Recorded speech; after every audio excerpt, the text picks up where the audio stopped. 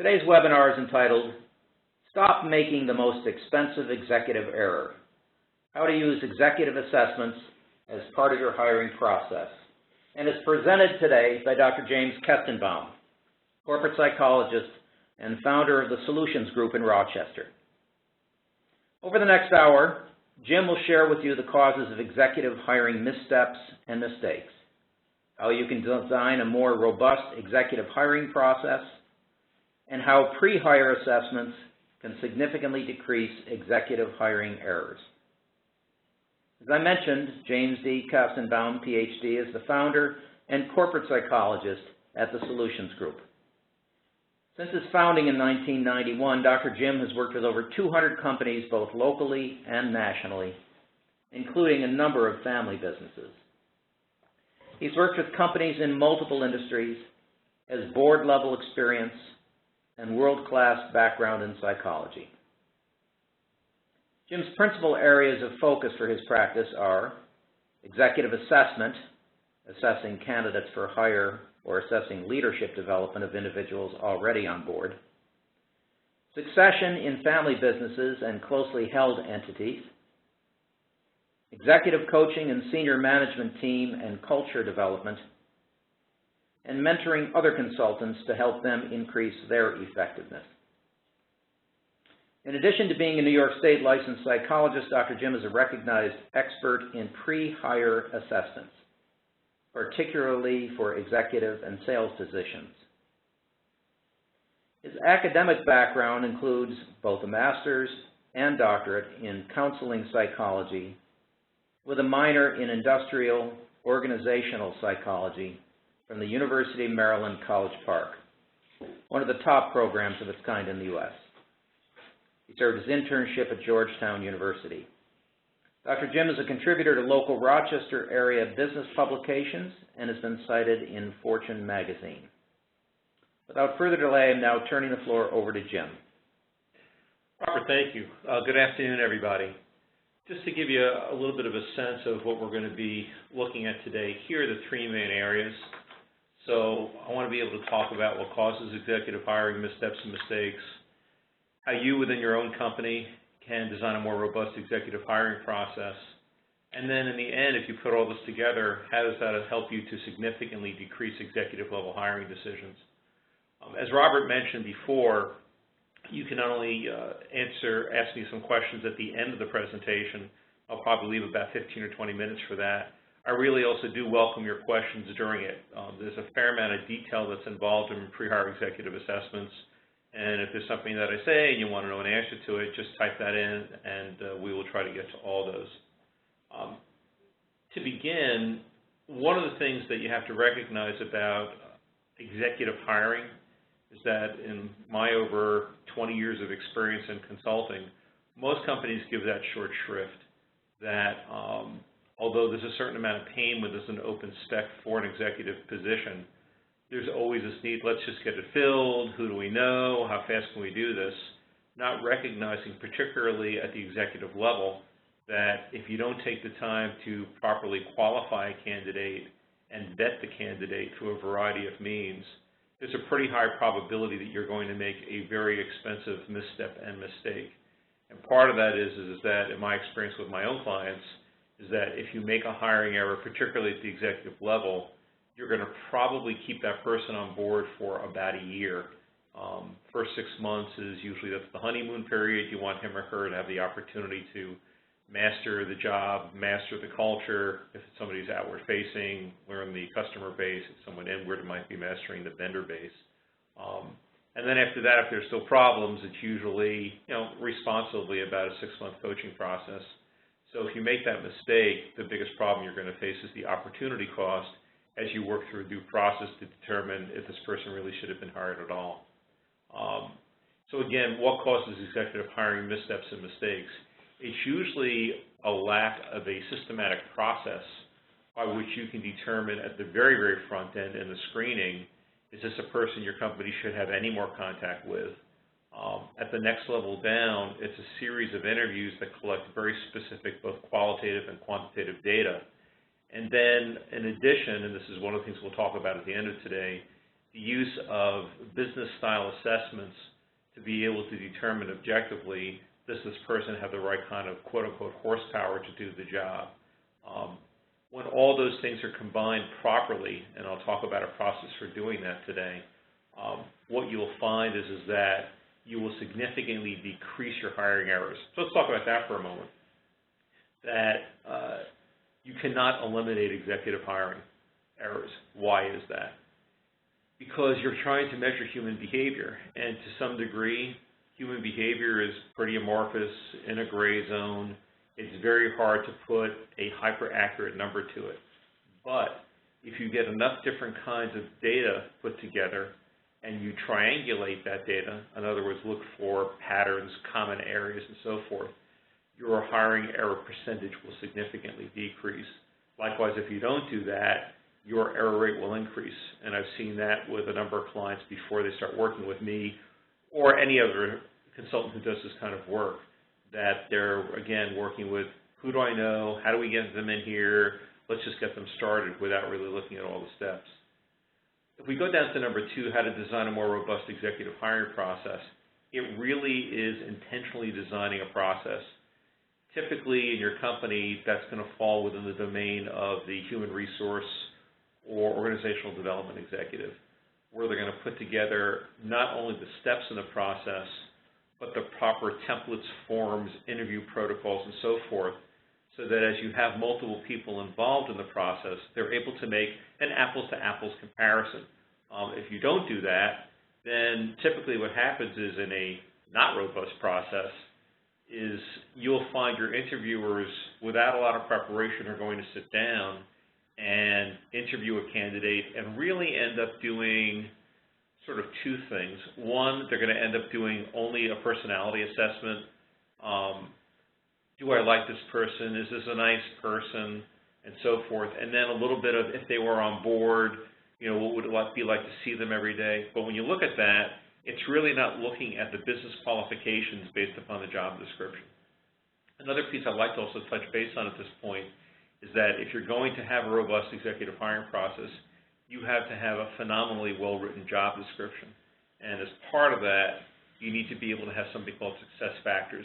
As we look a little bit at the process later on, I'll talk about what are success factors and why can they really make a difference in a well-crafted and better, more usable job description than not.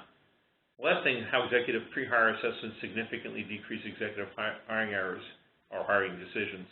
That the purpose in using the pre-hire data is that you are now introducing not only very precise information, but you're introducing very different information.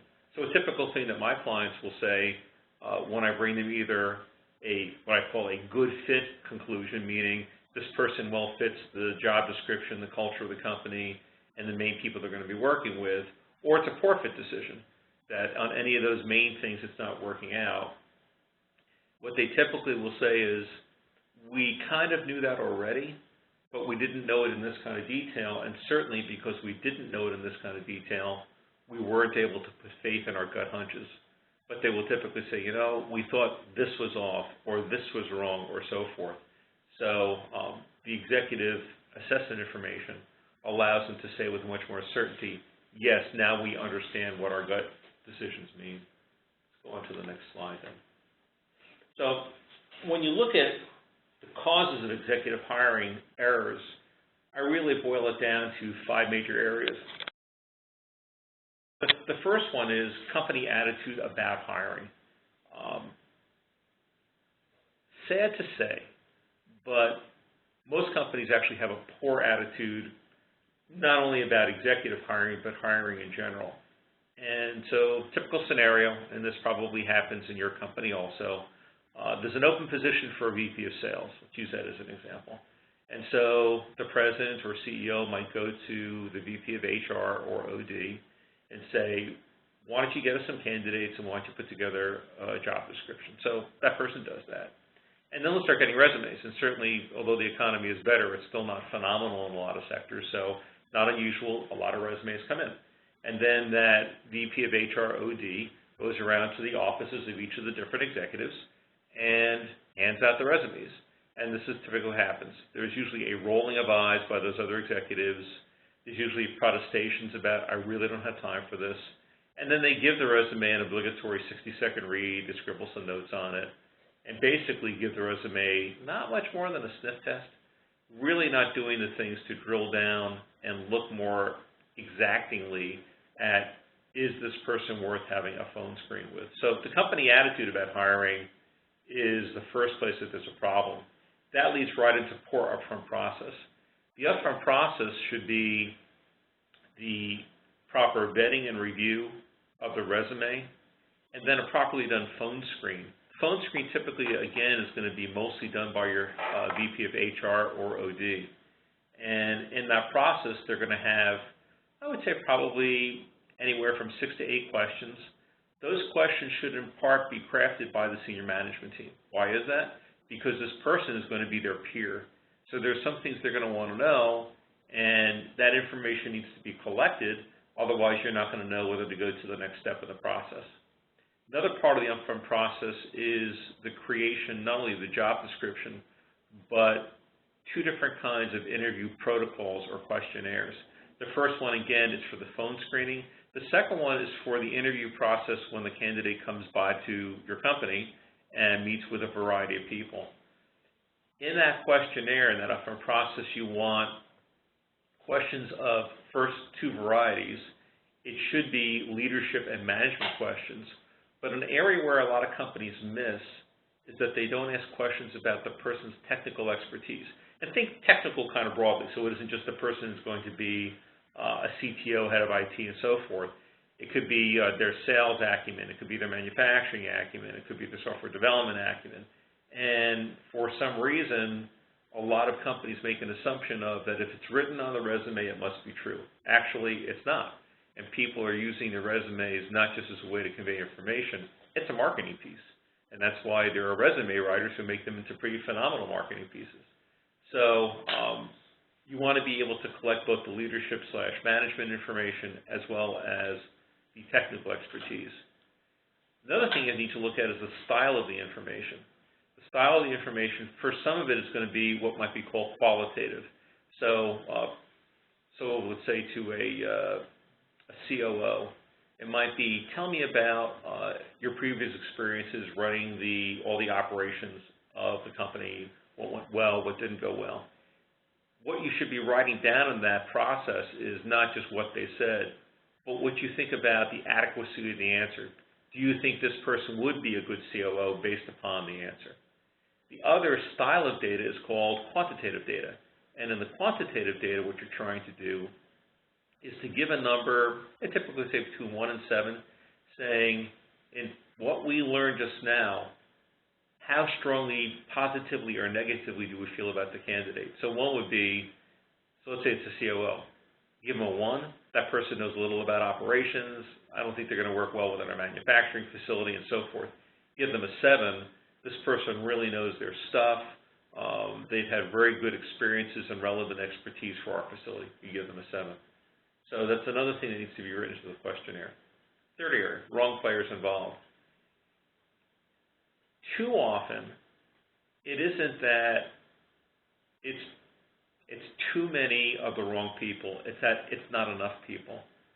So particularly for an executive hire, every member of the executive team or the senior management team must be involved. In addition, you want to have some people involved who are going to be in that person's department. So, and a lot of companies don't think of that. For the lower level people lower on the chart, they will require some interview training so that they know what to ask and what to record in those executive interviews. It's another place where your head of HR can be very helpful. Limited data set. The limited data set has to do with only collecting the qualitative data, what the person told you.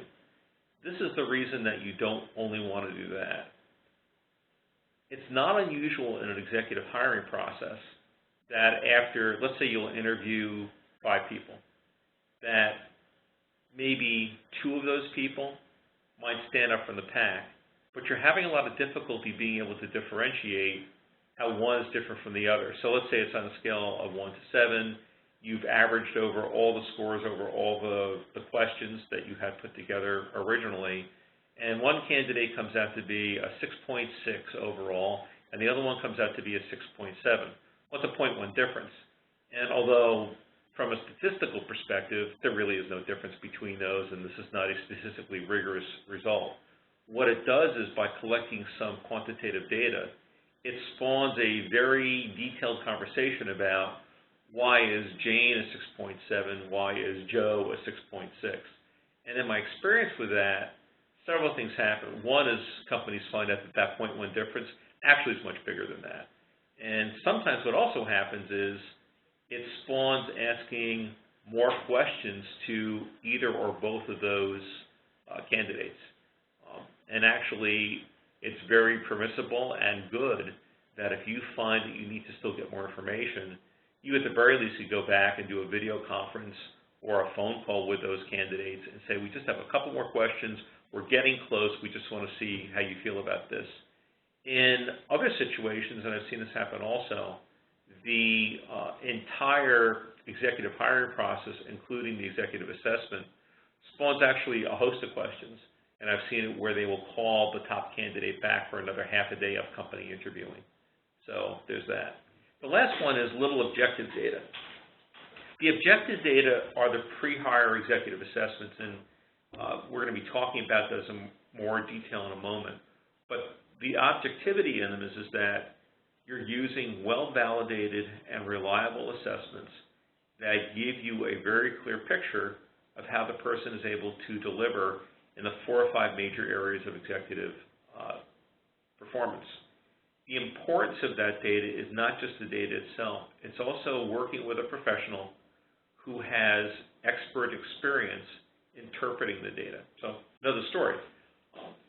When I've been working with companies for a while and they begin to see how useful the assessment data can be, they feel they can go on the internet also and then they can buy the testing. And so they do. And it's not unusual then, I get what I would call the I'm so embarrassed phone call. So this is the I'm so embarrassed phone call. Hey Jim, I made a decision to try some testing because you did it and it's not that hard and I'm kind of bright, so I took a whack at it. I said, okay, that's fair. So I said, so what's up? I said, we really have no idea what the testing means. It was we got this from another testing vendor and the stuff is very complex and it doesn't tell us what to do. So all I say is just send me the results and I'll interpret them. It's not that I'm unique being able to do this, but you do want to work with a consulting psychologist or a corporate psychologist if you're going to use a really well put together collection of these assessments. It is a specialization. It takes a lot to be able to read between the lines. Not unusual that the tests conflict with each other, and you have to have the technical expertise to be able to differentiate between, a high score on this test and a low score on the other test. Let's go on then and look at the next slide. So again, the company attitude that hiring is a chore and HR is the quarterback without a ball. If you are in a company where all the hiring is not only the gatekeeper HR, but they make the decision, you're making a mistake. Should HR be the quarterback? Typically, yes. It's a learning curve to be able to do this. They'll become more and more expert putting together the front-end process and the questionnaires. But the boss of the process, so let's say you're hiring a new CFO, the person who should be the quarterback is the CEO or the president of the company, because that's the person who's going to have to live with the decision. You want them to be personally involved. You want them to have skin in the game. And that will correct a poor company attitude. Hiring is best with a well-defined process from screening to decision-making. It should be a very well, if you will, gated process. So some of you are in the manufacturing sector, I'm sure, and you're familiar with a process called stage gate. And that's a way of being able to understand what products you should develop and take to market. Basically, it's a product management tool. Hiring is no different. There should be a series of filters that the candidate has to go through so the company progressively understands, are we feeling better and better and better that this is a person who's a good fit with what we need, or do they get bounced out at the phone screening? Do they get bounced out at the company interview stage? So it's really important that this is very well defined. So again, on the wrong players, the new boss is central. And in executive hiring, the entire senior management team must be involved. Nobody on that senior management team should be peripheral, although some are going to want to do that. So a CFO might say, all right, we're getting a new VP of manufacturing. What do I really know about manufacturing to be able to qualify the person? Well, if any of you understand the way to make very high-performing senior management teams, you know that if you're a member of the senior management team, that should be the place of your highest loyalty. That concept comes from Patrick Lencioni, who wrote the book, The 5 Dysfunctions of a Team. So with that, as the CEO, you should make sure that your entire senior management team or executive team is involved in every executive hire. Fourthly, you must triangulate the diverse data set. And again, as I was saying before, you want the qualitative data, which is the stuff you normally just write down when you do an interview, and you want the quantitative data. Give things a number. If you don't like 1 to 7, you can use 1 to 5. 1 to 10 isn't so good. A lot of people can't tell the difference. What's the difference between a 6 or a 7, or a 3 or a 4? 1 to 7 or 1 to 5. 1 is low, and that upper number is high. The objective data is nice, and you can do it a couple different ways. And actually, since I wrote this, I just have another idea about that. So one is using a pre-hire executive assessment expert like myself. Probably in the country, I'm going to guess there are probably at least 500 of us, so I'm not unique at that. And I'm sure wherever you live, particularly if you live in a major metropolitan area, there are probably multiple versions of me there, so it's worth looking into that. But another way to bring in outside personnel for a high-level hire is also to use your board of directors. And a savvy board, once they know that you as the president or CEO is about to do this kind of a search, they will probably ask to be invited into the process, at least the board chair. Why is that important? Because particularly if it's a president's position or a president and CEO position, that individual directly reports actually to the board. If it's just a president alone, they don't. But if it's a president, CEO, or a CEO position, their boss is the board. Well, that boss should be involved in the process.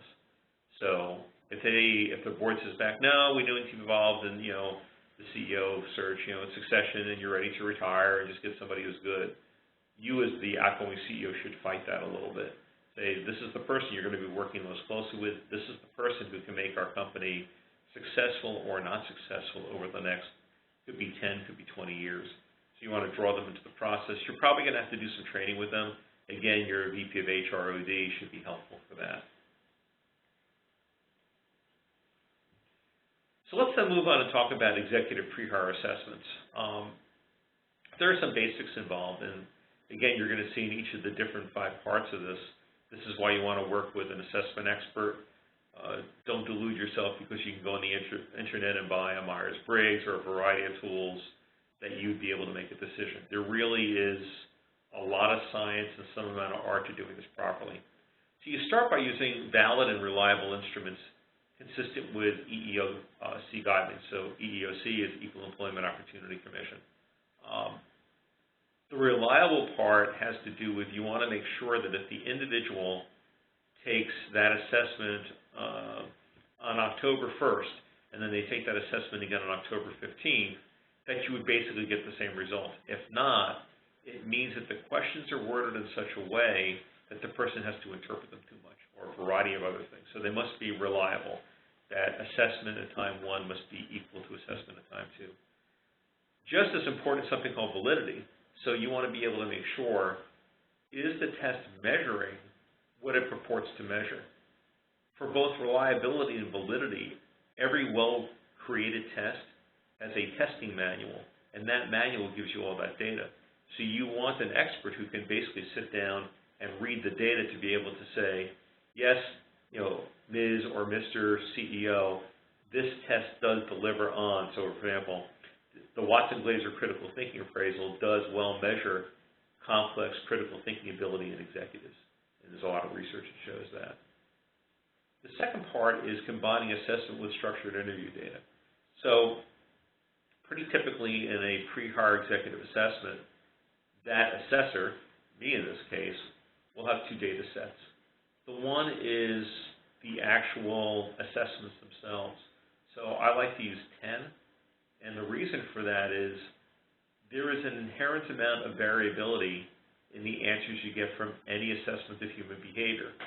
So given that, one of the ways that you knock out some of that variability is you have multiple tests that measure some version of the same thing. So not unusual, and two of the tests that I use actually is more that measure this too. But I might measure empathy. So one test might say the candidate is high in empathy, and another one might say they're low on empathy. And you need to be able to have multiple tests to say, all right, how come this person was high on one thing, low on another? So that's the idea of using 10 tests. 9 out of the 10 tests that I use are off the internet. Most things are internet-enabled. One is actually just a paper and pencil test where I'm trying to get a writing sample and try to get a sense of how they think about their future. The structured interview usually has two parts. The majority of it is boilerplate. So you're looking at things like leadership and management skill, problem-solving skill, top leadership and management abilities versus challenges, what you look for in a new hire, how do you deal with conflict, and it goes on and on. I think my structured interview is about 8 pages long. Usually takes me about an hour and a half. In addition, though, as the client, in this case, you are the client, you might put forth 2 to 3 areas that you would like that assessment expert to also ask about. So what are the kind of questions where that comes up? One might be questions of clarity. So when the company interviewed Bonnie, Bonnie seemed to give us a whole lot of different answers about how she deals with strategy. And at the end of the day, we really weren't sure how she does strategy at all. So in this case, Jim, could you dig around a little bit and see, can Bonnie put together as well as execute a strategic plan? So you get those kind of things. Sometimes it's follow-up questions. We asked this question, and then after the candidate got back on the airplane, we came up with 2 more questions. So we're wondering, Jim, since you're going to see this person tomorrow, could you ask those questions? So those are the 2 main type of questions that are asked. And typically, I say to my clients, give me 2 or 3. Again, I have 8 pages of questions, so I can't put in too many company questions, but companies are typically pretty discerning about that. The magic then in combining the test and interview data is that you want to work with a skilled data interpreter. So that's where, again, if you have somebody who is a psychologist and has an industrial organizational psychology background, has worked in a lot of companies, they should have the skills to expertly interpret the data. But there are 2 other things that are important also. So when you hire somebody, so let's say you're in Indiana, so you're going to hire somebody who's in your locale, you should make sure this is the first time you've worked with them, that they not only understand the position well, but they understand the company culture well. So company culture, in sort of broad strokes, is how you will work with each other. Is the company communicative? Is it adaptable to the marketplace? Is it a good team feeling? Have a good sense of vision, mission, and goals?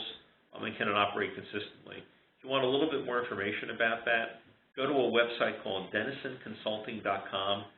No spaces, between the DENISON, no space, CONSULTING.com. They have a wonderful culture survey called the Denison Organizational Culture Survey. A lot of white papers also. So if you're wondering, what is culture? We don't talk about it that much. So it's a very resource-rich site, and there's no fee involved, so that's important to do. 4th thing, other part of the magic, the report review meeting. So what's interesting is that sometimes new clients to me will say, well, just send me the report, and we'll read it and make a conclusion at the end. The conclusion at the end of my reports, and I believe a number of other people in my industry, is fit. And the fit comes in 3 flavors. So fit, type number 1.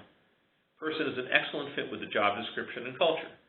I'm never going to say you should hire them or not, because that's not my job. It's just degree of fit. 2nd type. This person is a poor or questionable fit for the job description and the culture. 3rd. This person is actually a pretty good fit for culture in the job description if the following things are addressed. So with that, you can see there's a lot of room for discussion. And actually, when my clients meet with me to go over a report, we actually don't go over the report. I task them to come in with questions about what they read. And typically, we take that conversation to a whole other level where we begin to understand where that person fits in with the company, what might be some onboarding issues, is the boss the right boss for this person? Sometimes, actually, my clients will say, we saw that you thought this person was a poor fit, but when we read their results, we thought of a whole different position that we might want to put them in. That sometimes happens in sales.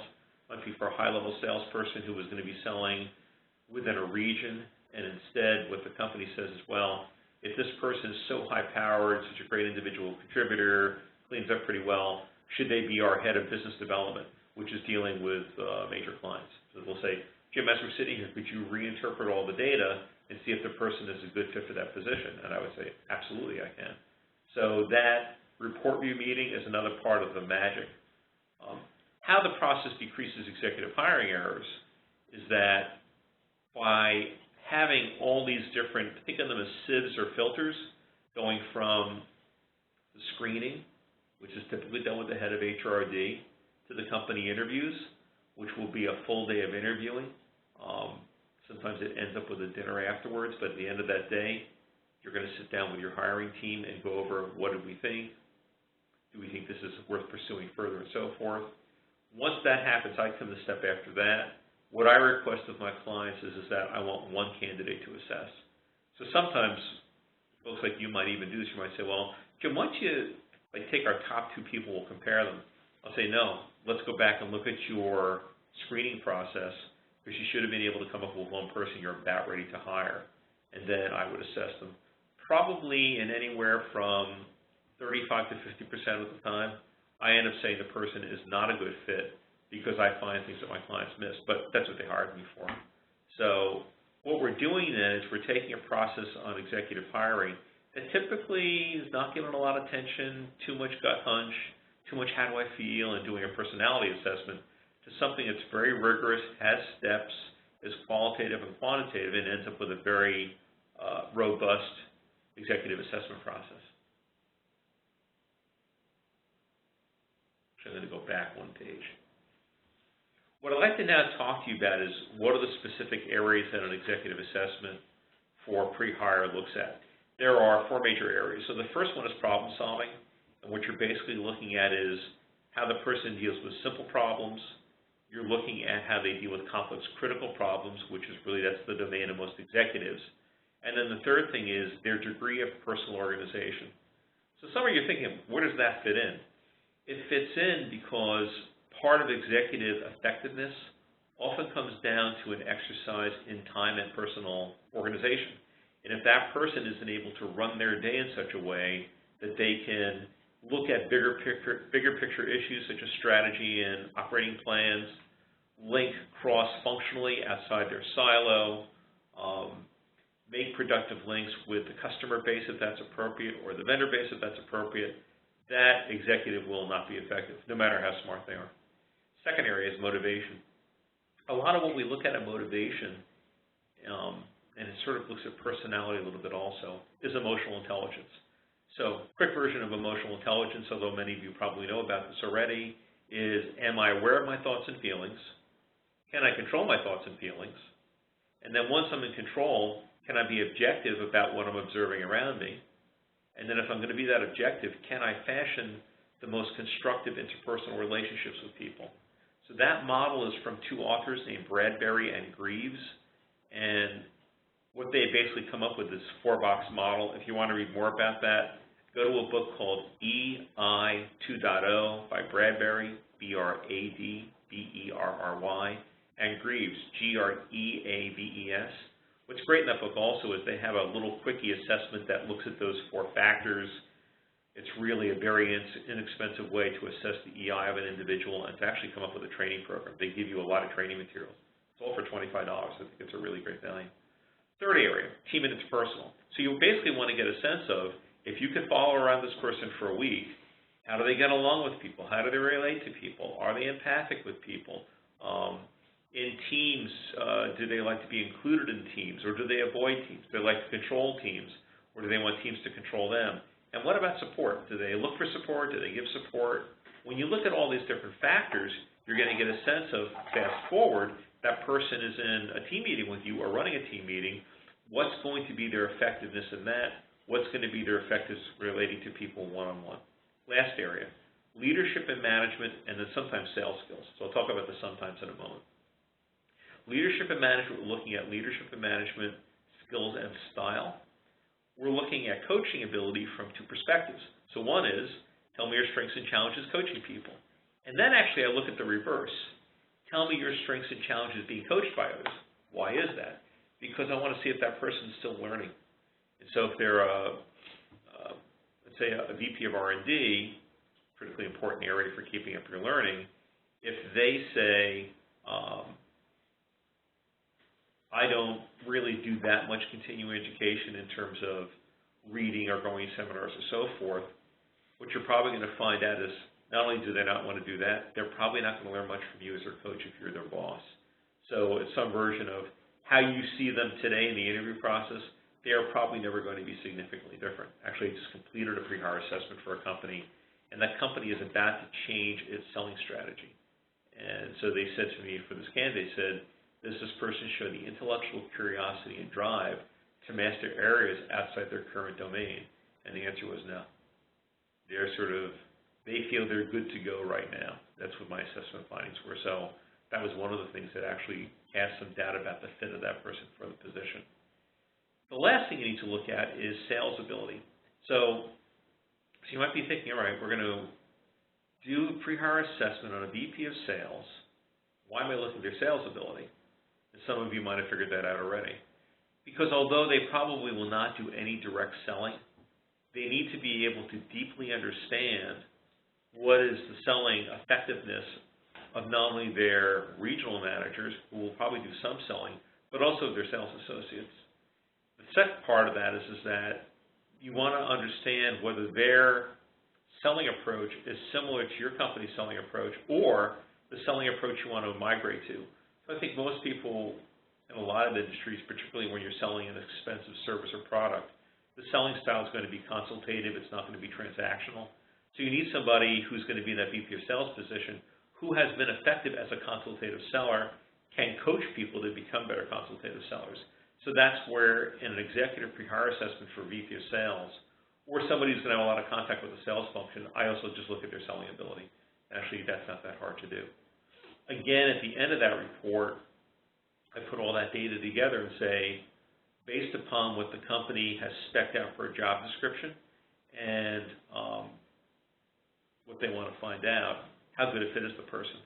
Another thing I want to talk about is success factors for just a moment, and then we're going to open this up for questions. The success factors are looking at what does the candidate need to accomplish in the first 12 months in order for them to be considered successful in the position. So what's interesting about that is that most companies don't think about that. So as a result, what happens is they hire the person in and they say, well, what we really want you to do is put in a new ERP system. What we really want you to do is open up 5 new territories. And what we really want you to do is increase sales by 15%.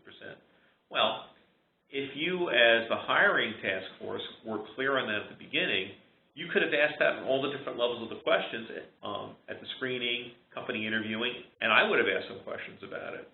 And point of fact, what I find is that most of my clients, again, the people I'm doing the pre-hire assessments for, they actually do know what they want. There's a book on this. If you give me 1 second, I'm just going to pull out a file. Don't go in. I want to give you the title of this book because it really is excellent. The title of the book is You're Not the Person I Hired by Boydell, B-O-Y-D-E-L-L, Deutsch, D-E-U-T-S-C-H, and Remillard, M-E-R-E-M-I-L-L-A-R-D. So believe it or not, there was an interesting book on the proper way to write a job description, which I know you're thinking I'm crazy, but actually it's excellent.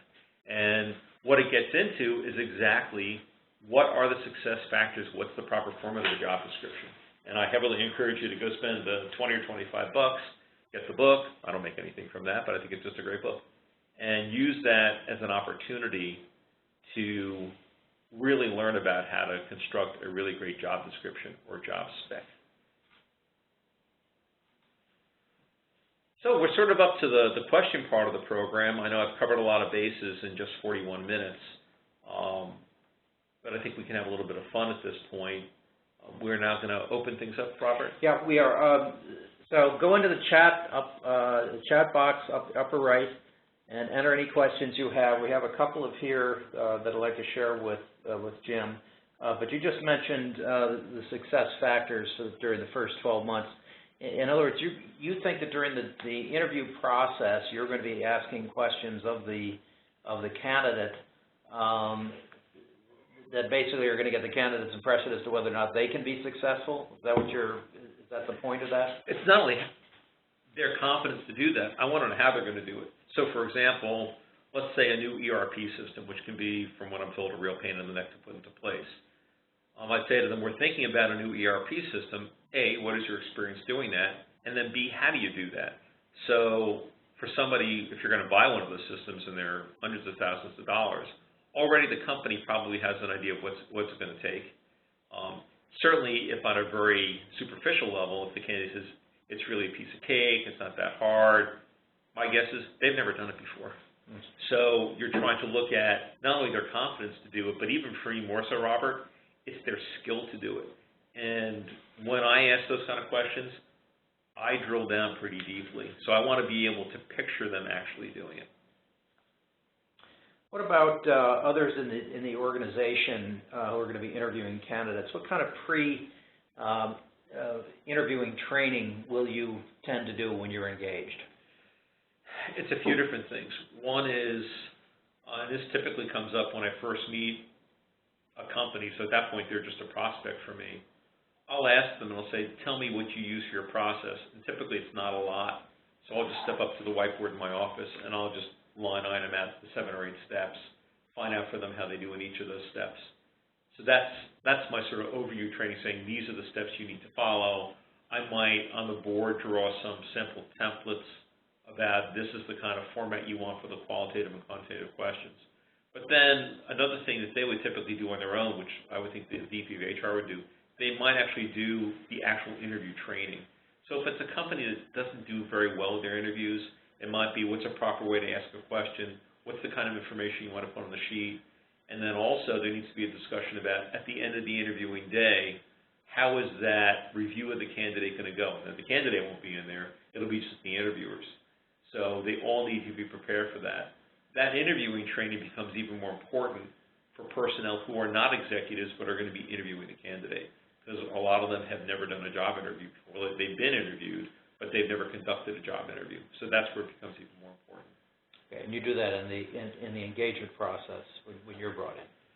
I would recommend it. Typically, at least at this point, my clients have sophisticated enough VPs of HR that they can do it. I'll say, can you do interview training, set person up with how to use the protocol, do some role playing with them, and they would say, yeah, I have that covered. I can do that, but typically they have that covered. Okay. We have a couple questions coming in from Carl. Where did Carl go? We have one from Sean. Have there been any studies done that provides objective data correlating success of hiring with pre-hiring assessments? I'm sure there is. What I'm more aware of, though, is it's a percentage, and I can't exactly remember the percentage, but typically is a very high percentage of people, companies, that fail at the executive hiring. So you might say, well, but executives are hired every day. Yeah, but the wrong ones. And that's one of the reasons that companies underperform. What I find in my own practice, I've done hundreds and hundreds of these, that when my clients follow the advice from the assessment, they are more successful in being able to execute against their strategic and operating plans. When they don't, anywhere, well, it can be within 6 to 12 months, they will end up firing the person. The fastest I ever saw was 11 days. I assessed somebody who was going to be a COO. I could tell, actually right from the interview, I didn't need the assessments. This person was a really poor fit for the job description. Told the owner didn't want to believe me because the owner wanted to actually, this was going to be the owner's succession plan. And the owner hired the person and fired them in 11 days. Everything in the assessment came true. Another fast one was 2 months. So what I find is that if you have a well-crafted process that ends with an executive pre-hire, I'm sorry I can't give you a number for this, but at least in my own practice, you significantly decrease hiring errors. I think I probably have been wrong 5 times in over 20 years. But I think Sean's question is whether there are any studies out there that have done objective data correlating to the best of your knowledge. There probably has. I would just Google that if I were you. That'd be the best way to go with that. Okay. Carl Moore's asked, in terms of the interviewing process, what's the best instrument for questions, free form or some structure? I always have trouble taking good notes when I'm interviewing the candidate. So is there some better way to do that to help ensure good interviewing data? If it's free form or some structure, actually neither. Lots of structure. That you'll have an opportunity to go free form within the questions, but before you walk into an interview, you and every member of that interviewing task force or committee should know the 8 to 10 questions that you're all going to ask. You can add in things, and I will do that. Sometimes somebody will answer a question, and the answer to the question begets another question. So in terms of a better way to log the information down, some people do feel distracted when they're interviewing and they have to write. So a thing you can do is you could just jot down some key words while you're in front of the person, but then immediately following the interview, leave yourself 20 or 25 minutes, go back to your office, and actually type in or write on all your answers. So that can be a way to do that. Okay. Medina asks, could you please repeat the name of the book which describes the proper process of writing a job description? Absolutely, Medina. It's called You're Not the Person I Hired. And then the subtitle is A CEO's Survival Guide to Hiring Top Talent. Authors again are Boydell, B-O-Y-D-E-L-L, Deutsch, D-E-U-T-S-C-H, and Remillard, R-E-M-I-L-L-A-R-D. It's an excellent book. Carl asks a follow-up question. When interviewing internal and external candidates, how do you temper possible bias when you might have more information on the inside person from other positions that person's held? That is a little bit tougher, particularly if both from a personality, interpersonal, and an expertise perspective, you like the inside person. But also, you don't necessarily, in some situations, you don't have to see it as bias. Sometimes the best assessment is the person's been at the company for 15 years, has done an incredible job. You have mountains of on-the-job examples of how that person has executed well. It's not biased, it's great information. The time it becomes biased, though, is when it becomes almost a personality contest. So I'll give you an example. It's not unusual that a person is promoted. So now we're talking about this will probably be a promotion for an internal candidate. They're promoted because everybody likes them and they're next in line. It's a terrible bias. And you can see actually all sorts of examples in our culture at large where that happens, where you'll see somebody who was just promoted because they were next in line. I think Ann Curry at NBC News was an example of that. She was next in line to be the co-host on the Today Show. And actually, it went pretty terribly for her. And in the end, it was a poor hiring decision. I think Chuck Todd is probably the next error that they made if anybody follows NBC at Meet the Press. So it can't just be, nice person, they're next in line. So how do you fight that? There are 2 different ways to do it. One that I mentioned before is you might get your board involved. And you're going to have high-powered, objective people who might say, hey, we know Joe, and he's a great guy and everything, but he's not your company president. And this is the reason why. Second way is hire somebody like me and bring somebody in from the outside.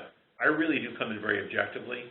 When I'm hired, I don't see the individual who hires me as being my client. I see the company as my client. So I'm really fearless if somebody says, well, we really love this person, why don't you like them? I say, well, it's not really that I like or dislike them. I've got 5 reasons why they can't do the job. You all need to decide if those are knockout factors for you, but for me, based upon your job description, this person will not execute well. Then the next question, Carl, is usually, well, how often am I wrong when I give a no-hire decision? Almost never. That actually one of the things I'm almost best at is I can knock out somebody who's probably not going to do a good job. The only way I know that is that it's not unusual that my clients go ahead and they hire somebody despite my recommendations. Again, I'm not the boss, I'm a vendor. And then I get that embarrassing phone call anywhere from a year later to sometimes 11 days later. So, so the bias is bring in people who are outside your immediate team, and that will do it. What won't work sometimes is bring in somebody lower in the bring in people lower in the company, people who are well subordinate or subordinate at all to your senior management team, might not feel comfortable talking against somebody who is very well liked. So, oh yeah, Joe's a great guy, and we love working with him, and inside they're going, this guy's a yutz, hope he doesn't become the president of the company. So that can happen. How customized do the assessment processes need to be? Are senior sales or senior managerial position skills relatively interchangeable? Parts are and parts are not. So let's take sales as an example. So I have two varieties of assessments, and although in the actual assessment day, it takes a day to take the testing and do the interviewing, the tests are the same. It's the data that we pay attention to. So in a, let's say, a VP of manufacturing or a president or a CEO, we pick one set of data. If the person also is involved in the sales function, we're also going to pick up on their sales ability. So we add an additional data. You can use the same process actually also for promotion, which, Carl, your question, if it's the internal candidate, that's going to be a promotional situation. That we also will sometimes try to get permission to do a 360-degree assessment, essentially being able to look at how people at all levels of the company feel about the leadership and management ability of the individual. And so we'll sometimes put that in, and that would be different also. But the bones of the assessment, those tests are pretty much the same. The data we pull is pretty much the same. So sort of coming full circle on your question, Robert, there is a lot in common about executive excellence, executive performance, just with some tweaking. Okay. I think that's all the time we're going to have today for questions. If you have additional questions, they can be emailed to ritalum@rit.edu or tweeted to @RIT_alumni, and then use the hashtag #MeRITWebinars. And we'll direct your questions to Jim.